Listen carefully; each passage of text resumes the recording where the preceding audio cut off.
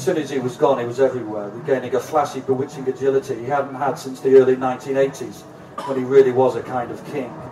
He was everywhere, and everyone had something to say, even if they didn't really know what to say.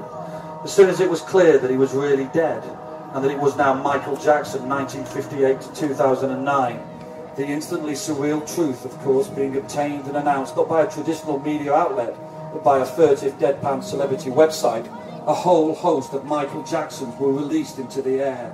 The loved Jackson, the gloved Jackson, the wealthy Jackson, the bankrupt Jackson, the Motown Jackson, the moonwalking Jackson, the MTV Jackson, the despised Jackson, the genius, the mutant, the addict, the oddball, the victim, the black, the white, the creepy, the glorious, the pathetic, the gentle, the monster. You could take your pick, which Jackson you want to remember, which version of the monster or the genius or the dissolving man behind the mask. He was everywhere, but now that death had returned his full powers as a spinning, gliding master of self-publicity, any truth about who he really was and what he'd been up to was shattered into 1,000 glittering pieces. Once we stayed up late to watch the premiere of the Thriller video.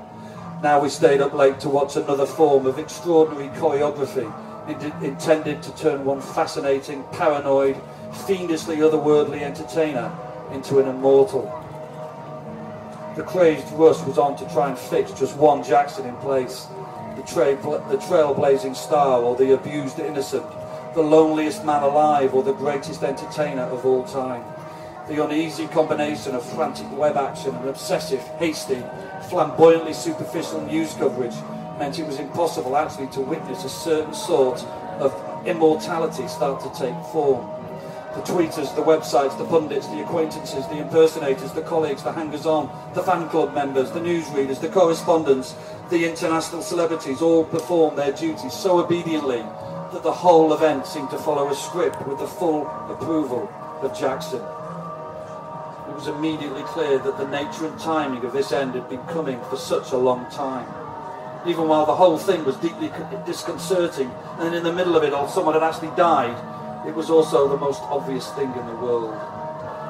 Now that it had arrived, this punchline to all the scintillating music and living seedy chaos, everyone knew their place, as if Jackson's final mortal act as extremely self-obsessed entertainment illusionist was to ensure that the news of his death was itself a kind of glittering, if slightly tawdry spectacle.